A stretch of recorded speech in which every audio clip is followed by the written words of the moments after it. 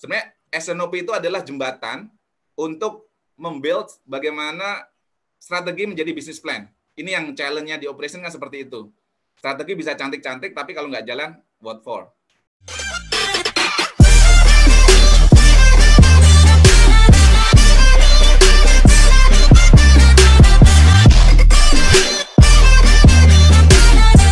Ini sebelum kita mulai, mungkin saya sampaikan sedikit tentang CV Pak Martoyo. Ini luar biasa, Pak Martoyo ini sudah pindah-pindah bidang ya, pindah-pindah bidang, bukan hanya di SCM, tapi ternyata seperti halnya saya pernah di HR, sekarang saat di HR, Pak Martoyo ini pernah jadi direktur HR juga. Nah, saat ini beliau berkarir di USG Boral selaku direktur supply chain. Sebelumnya beliau direktur di HR. Nah, sesuai dengan topik saat ini adalah tentang SOP operasional ya. Berarti sudah sangat mumpuni memahami beberapa bidang di satu organisasi. Sementara itu Pak Martoyo juga sebelumnya juga sudah pernah memiliki certified untuk supply chain logistik, certified untuk HR profesional, certified untuk profesional manajemen akuntan, dan lain sebagainya. Dan Pak Martoyo juga, beliau ini sebelumnya juga sudah pernah berkarir di Trakindo Group, pernah juga sebagai finance manager, ya, pernah juga sebagai senior auditor di The Big Five ya.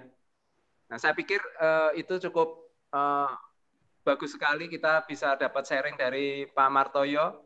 Di samping itu Pak Martoyo ini adalah lulusan dari Universitas Indonesia untuk S1-nya. Beliau di accounting menamatkan pada tahun 2001 dan melanjutkan Magister Manajemen UI di tahun 2005. Saya pikir cukup sekian prolog kami terkait dengan siapa itu Pak Martoyo. Sebelumnya, mohon maaf lahir batin dan mohon izin kepada senior-senior di sini untuk sedikit berbagi sebenarnya. Ini sebenarnya acaranya kongko-kongko, tapi diselingin dengan sedikit cerita-cerita. Dan kebetulan di sini tahun lalu saya rilis buku gitu ya.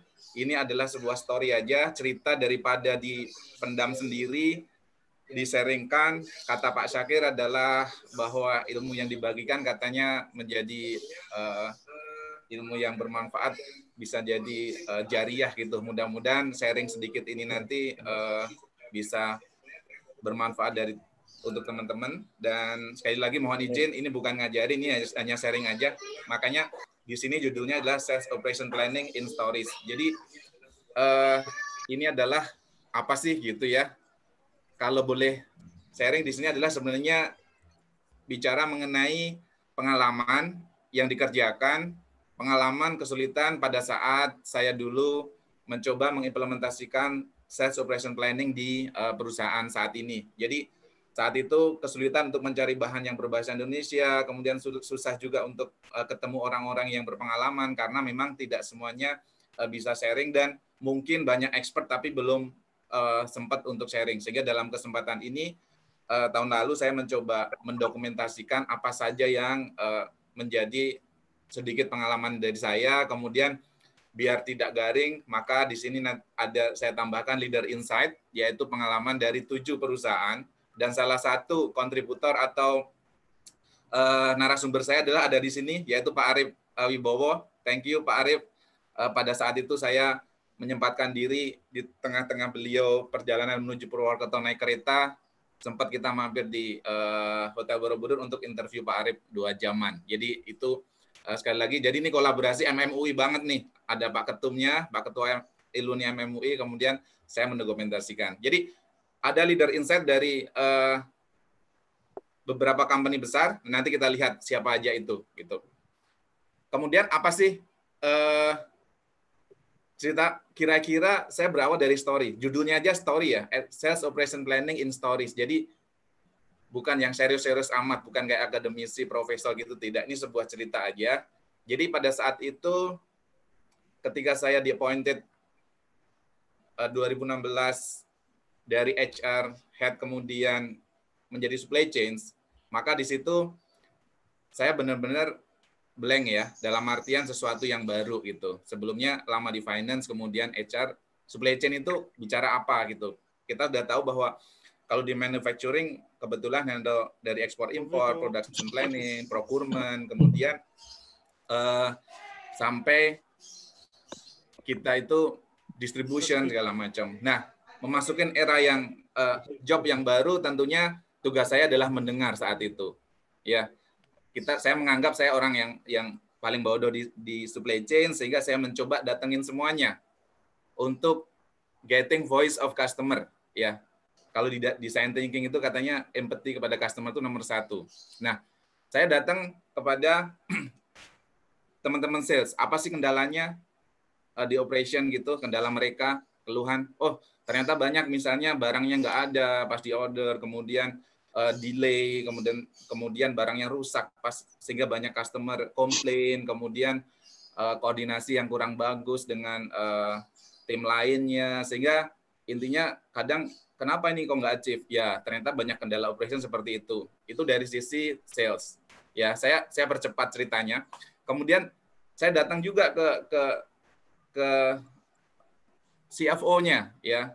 Jadi kira-kira apa yang menjadi masalah? Oh, ternyata selama ini budget itu selalu tidak tercapai, kemudian terjadi banyak slow moving di inventory sehingga dia harus accrue, dia harus sisihkan keuangan-keuangan untuk yang ternyata di operation tidak seindah di laporan keuangan. Dan akhirnya saya dengarkan cerita itu. Saya pun datang ke tim saya, karena tim saya banyak yang udah 15 tahun handle di area itu.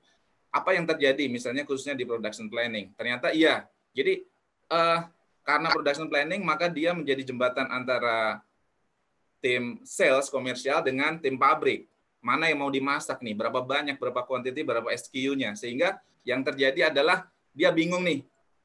Karena sering terjadi angka yang dibuatkan oleh finance itu beda dengan yang sales punya gitu, dan sales yang punya kemudian beda juga dengan yang pabrik punya, sehingga masing-masing punya angkanya masing-masing, sehingga yang terjadi adalah masing-masing mendiscounted angka biar posisi kondisi di lapangan di area jobnya dia aman gitu. Pokoknya yang penting gue punya sendiri deh angkanya, terserah finance angkanya berapa, nah sales berapa, nanti pabrik punya sendiri discounted. Karena apa? Saya misalnya pabrik sering komplain bahwa terjadi banyak slow moving dan menumpuk di gudang. Kebetulan dalam case ini kita ada 3 pabrik ya, sehingga nanti sebagai gambaran teman-teman, dan produknya adalah material building gitu. Jadi kalau jasa mungkin nanti bisa disesuaikan sebenarnya. Kemudian saya pun datang ke plan manager itu di area Cilegon, di area Surabaya, Gresik gitu ya. Apa yang menjadi keluhannya? Kebetulan saya pernah jadi internal auditornya juga, sehingga most likely sering datang ke pabrik untuk stock take dan segala macamnya. Mereka pun ternyata mengeluh nih. Ini kesannya kita yang harus bersih-bersih permasalahan. Kenapa? Ternyata yang di order nggak datang-datang, kemudian yang di order beda SKU, beda unit atau beda tipe barang, sehingga akhirnya menumpuk. Nah, sehingga akhirnya dari datang ini masing-masing mengungkapkan versi yang benar di versinya masing-masing. Nggak ada yang salah. Oke, cek sound ininya, suara masih oke ya, Pak Sakir ya?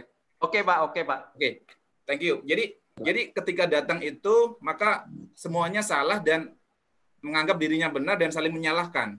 Which is, sebagai pendengar yang baik, ketika ada sesuatu, semua misalnya 4 orang mengatakan dirinya benar dan yang lain salah, pasti ada yang salahnya tuh hakiki gitu ya, kira-kira gitulah. Nah, akhirnya saya pusing juga tuh. Sebulan datang ke masing-masing, nggak pusing juga, ini apa nih sebenarnya yang terjadi. Ketika semua mengatakan salah, semua mengatakan dirinya paling benar, pasti ada yang paling salah nih, yang terkait dengan proses gitu. Nah, akhirnya saya datang ke pabrik. Saya kumpulkan semua orang tadi dari finance, kemudian dari supply chain, dari pabrik, kemudian dari event dari salesnya adalah, Oke, kita duduk bareng, kita adain workshop sehari, tapi setengah harinya kita jalan-jalan dilepas 3 jam ke pabrik untuk jalan-jalan aja. Tapi yang membernya adalah berbagai departemen. Tapi PR-nya adalah temukan 10 permasalahan di pabrik dan temukan 10 solusi yang ada di pabrik. Jadi seperti itu. Kemudian kita bahas dan kita prioritaskan. Sebenarnya apa masalah yang muncul? Dan ternyata permasalahan yang muncul itu adalah ketika di-compile 70% macam-macam ya. Mungkin tadi seperti yang saya ceritakan, slow moving terjadi, dead stock, kemudian segala macamnya. Dan yang terjadi ternyata summary dari finding discussion tersebut ketika diprioritaskan 70% permasalahan itu disebabkan oleh inaccuracy forecast. Jadi ujungnya masalah ribut gitu. Dan ternyata inaccuracy forecast itu menjadi penyebab 70% dari faktor itu. Namun ternyata forecast accuracy-nya itu satu sisi kenapa forecast accuracy tidak inline? Karena memang proses dalam mendefine forecast accuracy-nya itu tidak dilakukan secara solid seperti itu. Bahkan tidak ada forum duduk bareng, ngobrol bareng, open mind, oke, discussion, ini loh masing-masing. Jadi jangan semuanya pakai angka masing-masing gitu. Jadi even saat itu memang belum ada proses yang didefine ketok palu oleh director level untuk menjadikan proses ini proses yang wajib gitu. Nah, dari situ akhirnya saat itu kebetulan saya pas mengambil certified supply chain logistik dan belajar mengenai itu sedikit gitu ya. Akhirnya ini nih ternyata permasalahan ini akarnya adalah tidak adanya proses yang komprehensif yang dilakukan oleh perusahaan dengan melibatkan semua departemen dan membuat semuanya itu ada di meja permasalahan itu. Kenapa ini terjadi? Didiskus di situ. Jadi itu. Akhirnya celing-celingnya dapat idenya. Nah, permasalahannya adalah bagaimana membuat ide itu berjalan karena perusahaan sudah berjalan more than 20 years misalnya. Dan itu pun sudah sangat bagus prestasinya untuk di industri. Sudah menjadi istilahnya leading market gitu. Tapi ternyata walaupun bagus sebenarnya masih ada yang perlu diimprove. Nah, akhirnya dari situ saya datang ke CEO kita ya saat itu mempromosikan ide bahwa we have to do something dengan fact finding based on the audit saat di warehouse itu. Oke, dengan berbanyak challenge dan segala macam, saya pun juga di challenge banyak. Lu terlalu akademisi, terlalu teori segala macam. Pada saat ini aja kita udah oke gitu kan. Tapi ketika kita fact finding itu permasalahan dan kemudian kebetulan saya background-nya finance, maka saya show-kan semua inefisiensi proses yang akhirnya impact kepada cost yang sangat besar gitu ya. Mungkin bisa dikatakan bisa miliaran. Baru oh iya, we have to do something. Akhirnya saya coba invite orang yang sangat berpengalaman dalam implementasi SNOP ini di best practices-nya, di best company-nya, kita undang untuk brainstorming dengan para eskom di kantor. Dan bahkan saya invite juga tuh, saya datangkan bos saya di regional untuk datang untuk kick off, merestui bahwa ini emas dan menjadi KPI-nya CEO level, BU level, bukan hanya KPI-nya saya sebagai supply chain head-nya gitu. Jadi akhirnya di kick off dan akhirnya meeting itu terjadi tidak mudah karena yang paling sulit adalah membuat ideas ini menjadi sebuah proses yang proven dan disetujui dan get binding dari semua orang yang ada di kantor, terutama dari eskom level yang banyakkan adalah para senior-senior yang sudah lama di kantor. Kan ini yang menjadi challenge tersendiri adalah merubah habit senior-senior yang sudah sangat lama yang menganggap mungkin sudah sukses pada prestasi company kita sebelumnya, tapi padahal sebenarnya ada sesuatu yang bisa diimprove dari operational excellence. Jadi Bapak Ibu di sini kenapa saya mencoba membuat judulnya di sini adalah sebuah seni ya. Kalau kita lihat di sini adalah mungkin di bukunya tadi in stories sebuah seni meraih performa terbaik perusahaan melalui sinergi dan kolaborasi. Jadi ketika bicara seni maka suka-suka. Kalau Pak Nanang jago gitar, jago main piano, nanti beda dengan seni yang lain. Tapi semuanya enak didengerin gitu. Jadi disesuaikan dengan corporate nature-nya masing-masing. Jadi akhirnya itu terjadi dan kita bisa get improvement dan akhirnya semuanya yang tadinya agak menolak atau tidak binding dengan ideas sales and operation planning ini yang mungkin ngapain sih lu bongkar-bongkar prosesnya di area lain, nggak selain supply chain aja, kenapa harus bongkar-bongkar mengenai sales forecast-nya di teman-teman sales, marketing, dan segala macam, pabrik kenapa. Jadi akhirnya semuanya oke, kita cap jempol darah, kita harus satu angka yang dipakai dari A sampai Z, semua departemen pakai itu, dan itu menjadi KPI-nya semua tim, share KPI. Jadi sebenarnya dari buku ini adalah menceritakan hal yang simpel itu, bagaimana proses start voice to customer-nya, saya datangin semuanya, kemudian root cause analysis-nya, speak by data, audit warehouse gitu ya. Kemudian akhirnya oke, kita approach selling ideas kepada CEO, kemudian teman-teman Eskom, kemudian kepada semua tim. Jadi yang terkait terutama tim komersial, karena ujungnya adalah forecast accuracy itu adalah di tim sales dan marketing gitu ya. Jadi itu. Kemudian step-step bagaimana implementasinya, kemudian bagaimana KPI apa yang istilahnya coba di-build bareng-bareng. Karena kita harus menjual bahwa ketika kita sukses mengadakan SNOP itu, maka customer service levelnya meningkat. On time, in full, invoice correct meningkat, sehingga everybody happy. Ini kan cita-cita di operation dan cita-cita kita kalau di manajemen level. Jadi intinya adalah sesederhana itu. Buku itu mendokumentasikan kira-kira before, after, dan proses how to build and implement SNOP proses ini. Jadi short story-nya adalah seperti itu, Bapak-bapak dan Ibu-ibu. Jadi saya akan quick karena waktu yang terbatas ya. Saya akan quick untuk kira-kira apa sih yang didiskusikan gitu ya. Saya tidak akan bahas detailnya karena saya cuma dikasih waktu 20 menit. Jadi at least saya sudah menyelesaikan kerangka dari isi cerita ini. Makanya di sini stories. Stories ya cerita aja gitu. Cerita hari pertama ngapain, bulan kedua ngapain, bulan ketiga ngapain, akhirnya oke, kita build dan saya tambahkan dengan dari leader insight dari beberapa company yang sudah duluan sudah advance untuk implement gitu. Jadi kira-kira itu. Saya akan quick banget. Saya menyiapkan beberapa slide tapi tidak harus dibahas karena sebenarnya dari kemarin saya berpikir dengan waktu 20 menit saya bikin kartun ini aja deh gitu ya. Yang awalnya sebenarnya saya bikin yang agak serius-serius nih gitu. Itu Bapak Ibu. Silakan Pak. Oke ya, saya lanjutkan waktu 5 menit. Ya, saya akan slide show aja nih. Agak cepet ya. Yang pertama adalah ini. Ini mungkin kita tahu lah 2 tahun lalu bahwa terjadi konflik misalnya Menteri Perdagangan Enggar dan Pak Budi Wasisto ya, tahu sebagai Bulog katanya udah masih penuh tapi ternyata minta impor padahal itu kan satu pemerintahan gitu ya. Nah, itu salah satu contoh real yang SNOP tidak terjadi gitu. Bahkan Pak kata-kata yang terkenal Pak Budi Wasisto adalah ada kata-kata matamu itu dulu yang sempat viral kemarin tahun lalu itu ya.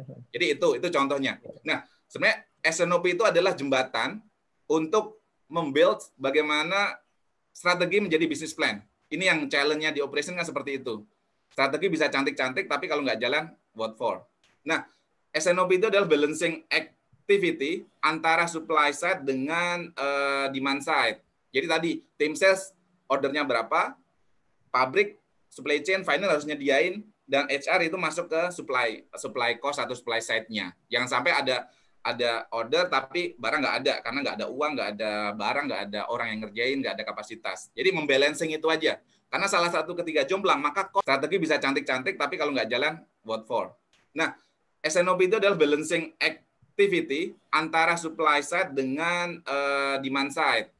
Jadi tadi, tim sales ordernya berapa, pabrik, supply chain, final harus nyediain, dan HR itu masuk ke supply cost atau supply side-nya. Jangan sampai ada order tapi barang nggak ada, karena nggak ada uang, nggak ada barang, nggak ada orang yang ngerjain, nggak ada kapasitas. Jadi membalancing itu aja.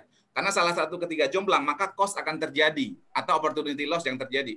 Sales minta 1.000, ternyata barang cuma 500 yang bisa produksi. Itu juga loss opportunity. Jadi bicara balancing ini aja semudah itu. Kemudian bagaimana prosesnya? Itu adalah managing demand, managing supply, ketemu intinya, ngobrol, open discussion, open mind, no hard feeling, speak by data. Oke.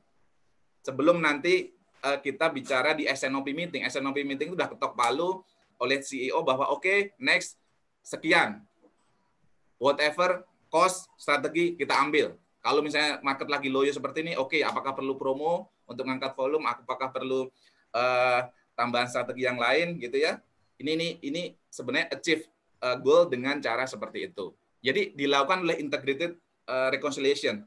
Jadi semua benar-benar open, apa yang bisa dibantu, kendalanya apa, itu yang kita discuss. Nah, jadi again, kenapa sih itu penting? Saya di sini saya singkat dengan raise ya, raise hand, yaitu reduce cost, kemudian align marketing strategy, manfaatnya jadi increase customer service level itu jadi meningkat.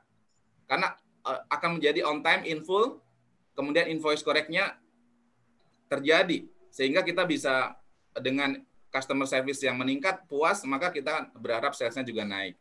Kemudian kita striving to achieve operational excellence. Tentu, kalau kita punya pabrik, maka salah satu cost yang terbesar itu adalah cost di operation.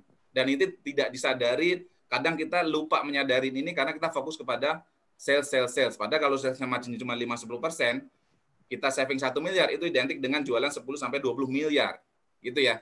Kemudian ensuring close those gaps, gitu, gaps antara ekspektasi manajemen dengan realita di lapangan. Jadi itu. Kemudian how-nya nih yang penting adalah saya singkat goods ya. Kita harus goods behavior. Ini terutama para leader. Jangan sampai para leader ketika misalnya saya fokusnya akurasinya jeblok, dia langsung marah-marah aja. Tidak fokus kepada masalahnya tapi shooting the messenger. Pokoknya yang itu malah yang dimarahin. Akhirnya udah terserah lu deh. Ketika terserah lu, maka itulah gagal. Biasanya udah langsung hancur tuh. Next meeting SNOP, orang nggak mau open discussion. Kemudian one trust number tadi, jadikan satu number ketok palu menjadi pegangan dari operation.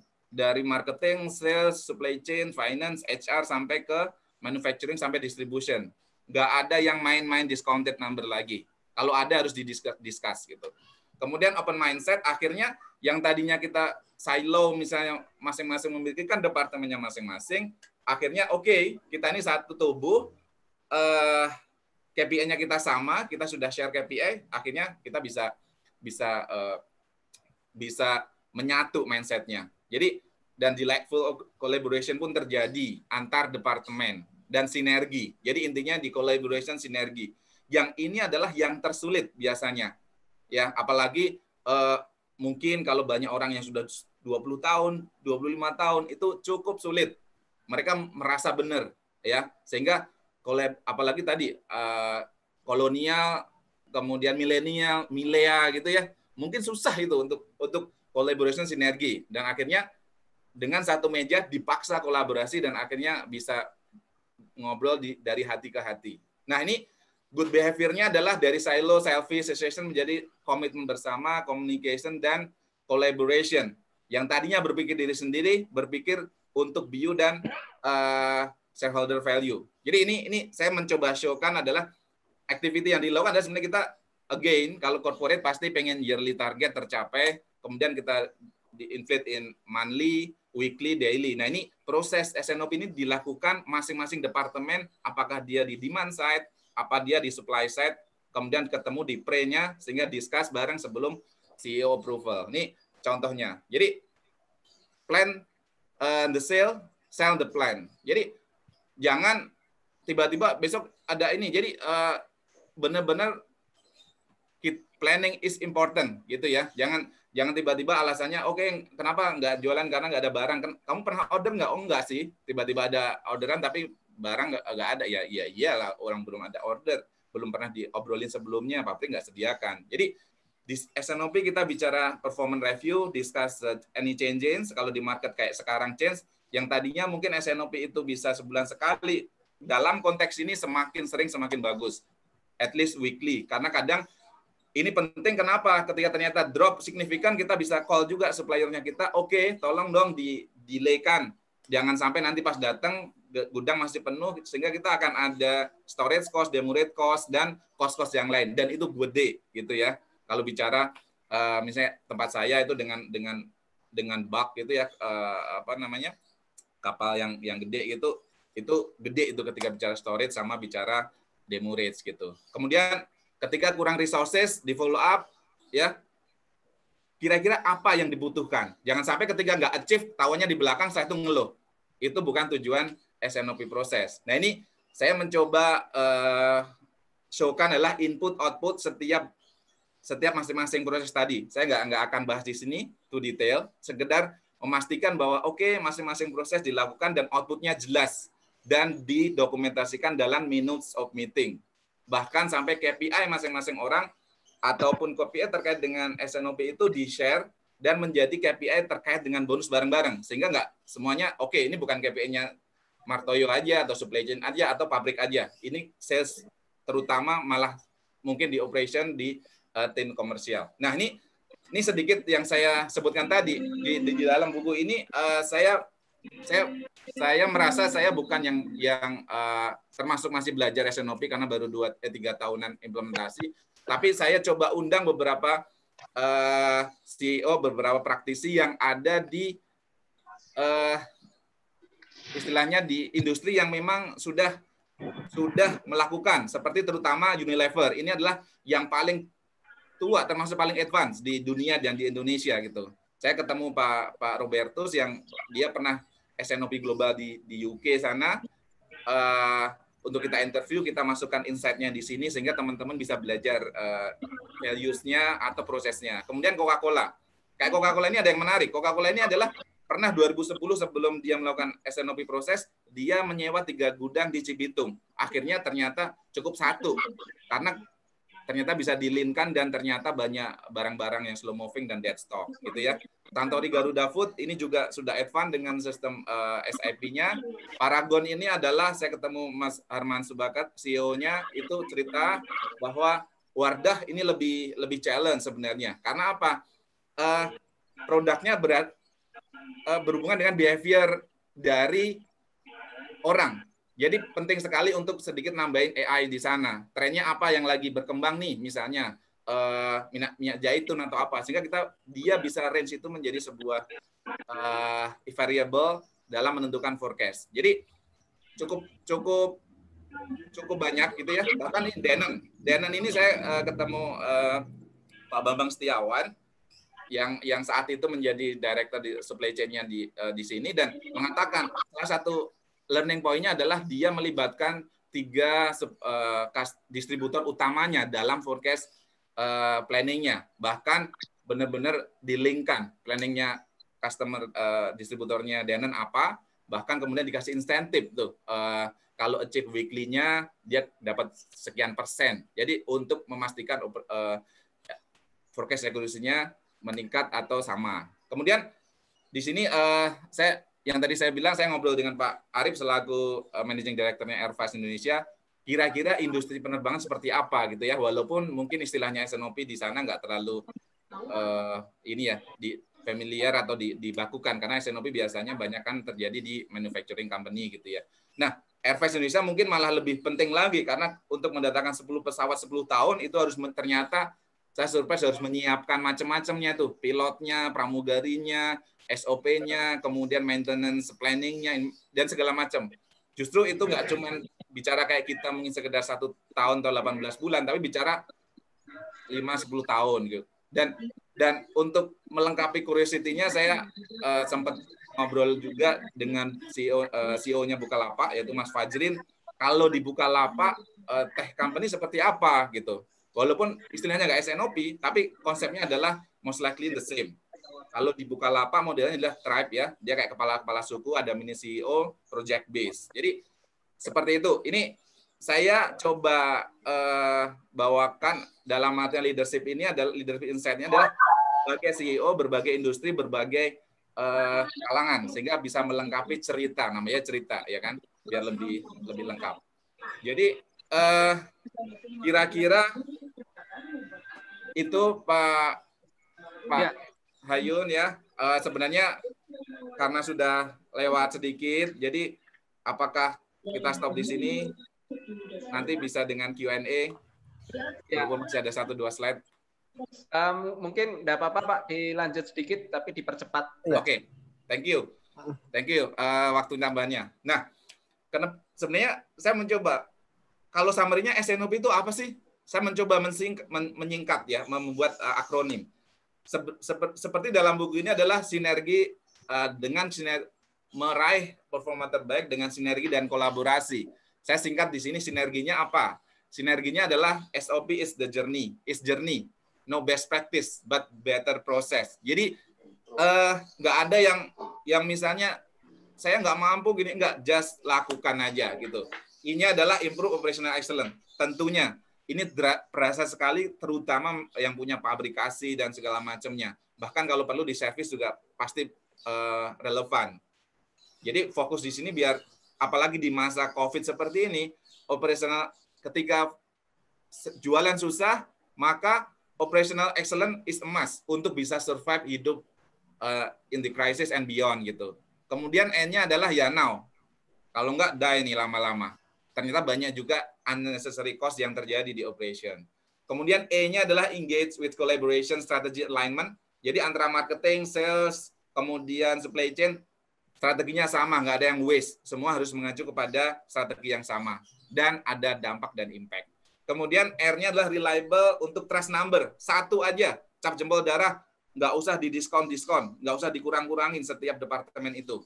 Ini yang sering terjadi kadang di operation. Kemudian good behavior tadi adalah is key, terutama good behavior dari para leader. Karena SNOP ini bisa jalan jika leadernya adalah punya good behavior. Ini adalah strategi top down. Kalau leadernya nggak mau, nggak jalan. Bukan yang bottom up. Jadi pastikan, maka di dalam buku ini banyak diterangkan adalah good behavior. Itu yang terpenting. Ini pelajaran dari Unilever bahwa ketika Pak Robertus sampaikan bahwa di Unilever itu malah ada semacam tim SNOP global yang tanda kutip nih memberikan advice untuk para leader terkait dengan SNOP. Kita bayangkan ketika bicara Unilever pasti gede banget impact-nya ketika terjadi inefisiensi cost di operation. Kemudian you cannot improve if you cannot measure. Jadi KPI, cost tracking is a must. Jangan kayaknya bagus, enggak. Bagusnya seberapa, before after-nya gimana, setiap bulannya gimana, dan seperti itu. Jadi itu teman-teman, thank you sudah sedikit mendengarkan cerita ini. Saya speed-nya percepat karena saya pakai timer, jadi biar pas dan nggak ada yang ketinggalan. Terima kasih. Terima kasih sekali Pak Martoyo, luar biasa penyampaiannya, sebuah bedah buku. Nanti kalau rekan-rekan alumni ada pernah menuliskan buku mau dibedah juga bisa hubungin kami untuk acara-acara selanjutnya. Kalau saya lihat tadi beberapa hal yang menarik ya, mulai dari karir Pak Martoyo di berbagai bidang, pernah diaudit, terus kemudian masuk ke SR. Saya udah menduga-duga nih sebelumnya. Kalau SR pasti kejarannya ending-endingnya akan narik ke arah KPI itu. Dan luar biasa KPI-nya mulai dari top manajemen sampai diturunkan ke bawah sehingga ada engage gitu ya, ada keterlibatan. Mungkin langsung aja kami buka sesi tanya jawab. Slide share bisa di tadi ada pertanyaan yang tadi ada beberapa pertanyaan. Pertama kali dari Pak Arlan, benar banget nih Pak, kita harus sering kopi darat, insya Allah mungkin digiatkan setelah ini. Lalu ada Bu Rektor ya, Bu Kristina tadi menanyakan ke Pak Martoyo waktu reconcile antara bagian bagaimana membangun proses agar semua kontribut dalam proses tersebut. Maksudnya gimana tuh Pak touchingnya gitu kan, tadi kan ada permasalahannya gitu, terus berdasarkan pengalaman mungkin ya Bu Kristina mungkin bisa ditambahkan gimana nih, kan pasti ada konflik, ada apa gitu, masalah komunikasi, nah itu gimana tuh Pak mungkin triknya. Lalu tadi juga dari Pak Nanang, bagaimana jika pada saat sinkronisasi planning ada unit kerja atau leader yang memiliki ego tinggi, ini juga sama nih, berubah gitu kan. Nah itu bagaimana tuh, touch-nya tuh gimana tuh Pak, ngejalin komunikasinya. Oke, silakan Pak Martoyo. Oke. Atau mungkin ada yang lain. Thank you pertanyaannya. Pak Sakir dari Bu Christine sama Pak Nanang ya. Jadi betul, itu challenge terbesar adalah itu. Saya sampai sekitar 4 bulan, 6 bulan untuk meyakinkan semua pihak. Meyakinkan dari CEO saya yang tadi, lu akademisi aja lu karena lu sering ngajar gitu kan, nggak praktikal gitu ya. Kedua, yang paling susah adalah dengan ego masing-masing departemen head. Apalagi orang lama gitu. Dia merasa, lu mau ngacak-ngacak prosesnya gua. Nah itu pasti terjadi. Makanya saat itu apalagi saya termasuk newbie ya, artinya baru di supply chain. Kedua dari usia juga paling muda. Ini anak kemarin sore mau ngapain kan gitu. Nah akhirnya ya ketika kita bicara how to change kan nggak harus kita. Jadi saya coba mencoba meng-approach dulu CEO-nya, get binding, oke, discuss. Kemudian saya ambil langkah yang di sini tadi nih, Bapak Ibu kalau ingat gambar di sini. Jadi setelah itu saya invite yang senior, yang industri yang kira-kira semua wow gitu ya.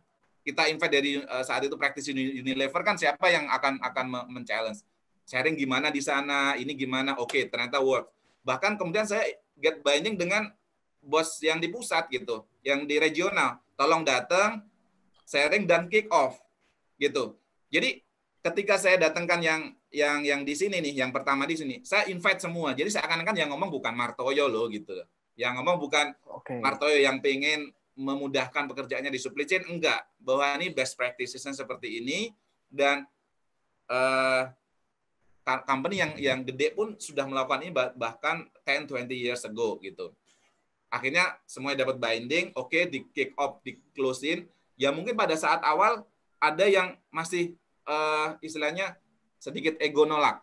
Tapi saya mencoba meng-approach-nya secara baik-baik, secara profesional dalam artian gini. Oke, bahkan saya nge-training nih, share ke tim sales yang tadinya susah nih cara nge-forecast yang biasanya gini-gini harus ada sedikit statistik. Oke, saya share berkali-kali, kemudian oke ini transisi dulu belajar ya ketika seperti itu. Dan akhirnya seperti yang Pak Ayun sampaikan tadi, oke, memang pada saat mencoba pasti ada juga yang menolak. Tapi ketika sudah jadikan baku, CEO oke, kemudian Eskom level oke, kemudian dipantau. Ini salah satu tipsnya adalah dipantau oleh sentral dan sentral menanyakan update progres setiap bulan. Plus cost tracking setiap bulan dikirim dan diupdate ke mereka. Mau nggak mau, semuanya harus bekerja untuk itu. Jadi benar, Pak Ayun tadi sampaikan, tanpa KPI, it doesn't work. Saya mencoba saat itu salah satu finding saya, kenapa ini nggak jalan? Kenapa nggak jalan? Orang bukan jadi KPI-nya CSO ya ngapain bukan KPI-nya saya? Sales, nggak ada KPI-nya juga. Berarti yang pusing siapa nih? Pabrik sama supply chain aja. Pantesan gitu. Oke, sekarang ketok palu, kamu ini pusing, tapi akhirnya ketika semua jalan dengan baik. Jadi benar-benar saya menjual manfaat kepada tim sales. Kalau forecast accuracy-nya bagus, maka customer service levelnya meningkat. Kalau customer service level meningkat, kamu jarang dikomplain loh sama customer-nya kita. Hidup kamu akan happy, nggak tiap hari dikomplain tiap malam barang nggak ada. Itu kira-kira mudah-mudahan menjawab ya. Mudah-mudahan menjawab apa yang ditanyakan. Ini juga ada beberapa pertanyaan. Tadi ada yang di chatnya itu tulisannya kantor hits. Cuma saya nggak tahu nih dengan Mas siapa. Iya. Kondisi new normal ini kan banyak mempengaruhi SNP ya, proses-proses di supply chain dan sebagainya. Nah itu kira-kira bagaimana mensikapi apa saja yang mungkin perlu di remote, terus kemudian apa yang bisa mensikapi tentang kondisi saat ini yang nantinya mungkin berlaku new normal. Iya, sebelum itu mungkin ada Pak Aris Setianto, mungkin beliau komennya gimana nih Pak? Bisa kasih saran masukan juga nggak tuh di sini gitu supaya memperkaya wacana yang ada gitu Pak Aris Setianto. Beliau calon rektor ini dan juga dia beliau juga owners Universitas Mercu Buana ya kan. Terus silakan Pak Aris ya, Pak Sakir ya. Iya Pak Aris. Iya Pak Aris betul. Saya ada Pak Aris nih. Ini iya tuh ya Pak Aris mungkin bisa Pak Bambang mungkin bisa dibantu unmute Pak Bambang. Monggo silakan. Pak Aristianto Nugroho ya. Iya, betul. Ya. Mungkin Pak Aris atau dilanjut aja Pak Sakir. Oke, Nah, itu udah bicara. Sudah. Pak Aris. Iya, Pak Aris silakan. Ya, silakan Pak Aris. Saya lanjut aja Pak, silakan. Oh gitu ya. Mungkin sementara itu dulu. Tadi ada pertanyaan terkait dengan proses yang di new normal ini Pak Martoyo. Oke, thank you Pak Ayun. Ya, ini challenge tersendiri ketika kondisi new normal di mana yang paling berubah adalah, again ya, kalau kita pakai metode design thinking adalah kita challenge-nya sebenarnya adalah ketika bicara sales forecast, itu kan harusnya sumbernya kita tahu voice of customer kita. Dengan adanya new normal itu berbagai industri kan sudah mulai berubah trennya. Jadi kesukaan atas customer-nya berbeda nih. Mungkin kalau industri saya material building, change-nya nggak terlalu banyak. Tapi kalau industri yang consumer good, kayak kosmetik atau apa, itu pasti saya bayangin preferensi jadi berubah. Nah, ketika itu terjadi, yang dilakukan buat saya adalah empathy to customer. Sehingga kira-kira customer itu trennya kemana nih dengan adanya new normal itu. Produk apa yang kayaknya sudah nggak dibutuhkan. Kemudian future produk yang dia sukain apa. Itu kan bisa dicari, di research lagi ya. Terus kemudian kedua adalah sebisa mungkin melibatkan customer-nya. Kalau distributor ya, kalau kita punya main distributor, kayak case-nya tadi misalnya Denon tadi, Denonnya Sariusada. Nah, itu bisa dilibatkan pada saat nyusun forecast-nya dia gitu. Sehingga benar-benar kayak part of us gitu mereka itu. Kemudian yang ketiga adalah menurut saya segera mungkin bukain dulu. Istilahnya itu kalau memang industrinya banyak terkait dengan human behavior, maka ya sedikit-sedikit sudah mulai mencoba untuk mengimplement dengan istilahnya itu kalau kayak tadi Paragon dia mencoba sudah bisa membaca tren behavior lewat sosmed, itu kira-kira kosmetik yang akan ngetren apa dan setiap daerah seperti apa. Karena penting banget ya ke setiap daerah. Kalau misalnya produk makanan kan belum tentu minuman di sana laku, di sana enggak gitu ya. Trennya seperti apa. Jadi kira-kira seperti itu sih. Again, back to customer, empathy, dengarkan mereka karena tugas kita adalah untuk men-serve mereka gitu. Ujung daripada forecast accuracy adalah ya yang customer butuhkan ada, yang customer tidak butuhkan ya jangan di-provide kalau bisa, kalau enggak ya jangan banyak-banyak. Kalau di operation itu yang terjadi adalah yang dibutuhkan customer enggak ada atau kurang, yang tidak dibutuhkan banyak sehingga terjadi dead stock, slow moving dan akhirnya cost-nya terjadi di mana-mana. Itu kira-kira ya. Pak Ayun. Baik Pak, mungkin teman-teman juga agak pengen tahu juga sih US Boral itu apa ya, mungkin deskripsinya sedikit aja. Kalau US Boral kan Jaya Boot ya Pak, itu mungkin gambarannya tadi ngatur supply chain nasional itu ada berapa pabrik sih Pak? Oke, thank you. Jadi US Boral itu memang produk brand di marketnya Jaya Boot dan kita salah satu market share terbesar dan board pertama juga. Dan kita ada 3 pabrik di 2 lokasi gitu ya. Kemudian distribusinya dari Aceh sampai Papua lah dengan kontainer dengan tracking gitu. Jadi produknya adalah yang ada di kalau kita bicara di office atau tempat bapak ibu gitu ya. Kalau di office dari ceiling atap, kemudian dari partisi, kemudian jadi kalau bicara misalnya produk yang mau bikin karaoke kita ada tuh plasterboard yang sound stop, kemudian yang kalau untuk safety ada yang fire stop gitu ya. Jadi istilahnya dari rumah itu dari dinding, atap, keperluan untuk teknikal tadi karaokean, kamar mandi gitu-gitu tersedia gitu. Mungkin Oke. Tadi ada Pak Iding, ada Pak Iding yang raise hand, Pak. Mungkin bisa di-unmute. Pak Iding, silahkan. ya, Pak Iding silakan Pak Iding. Nanti teman-teman yang lain kalau mau ada pertanyaan silakan ya, kasih tanda. Ya. Silakan Pak Iding. Pak Iding. Halo, mohon maaf kayaknya saya kepencet.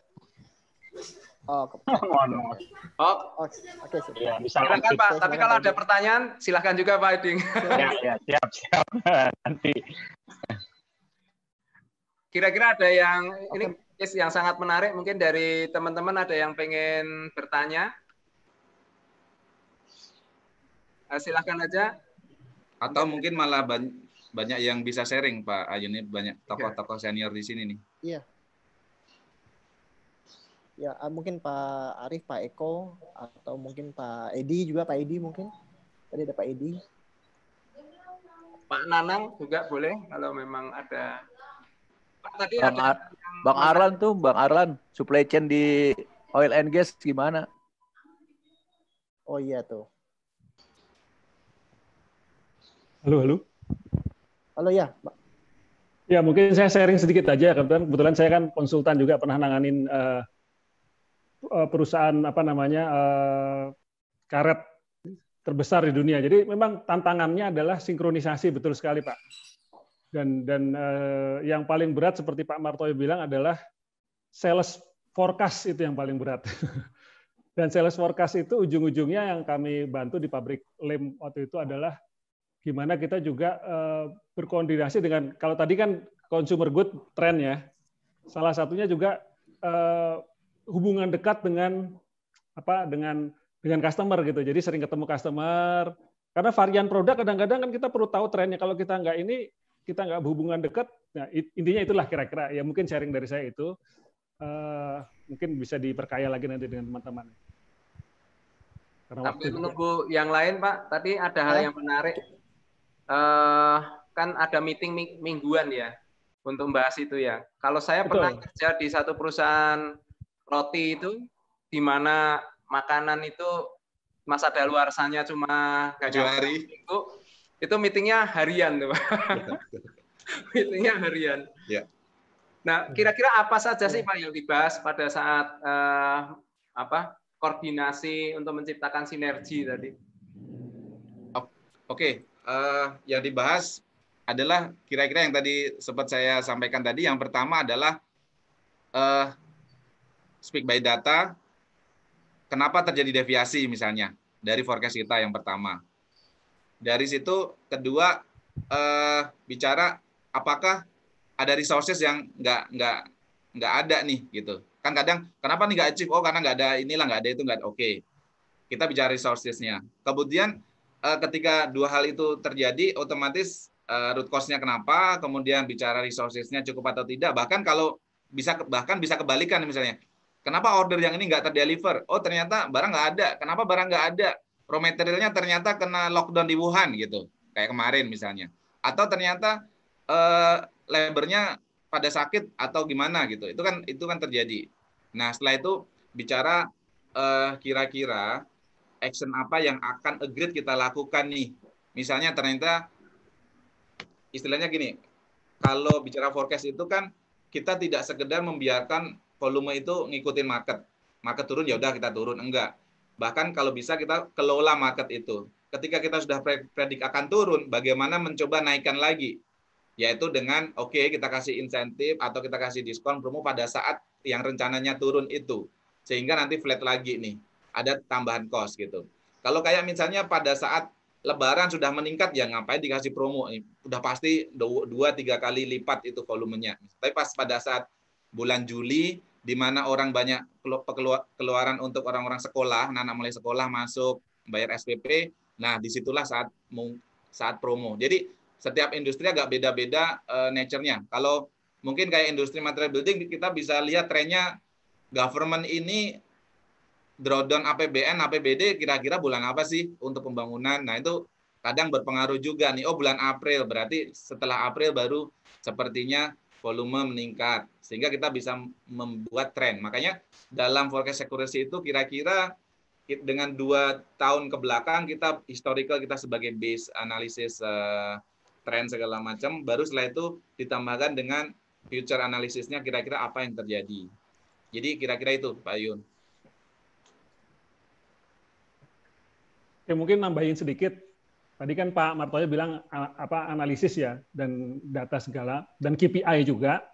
Makanya menurut saya sih supply chain ini kalau semakin kompleks ya, tidak bisa terlepas dari ERP sebenarnya.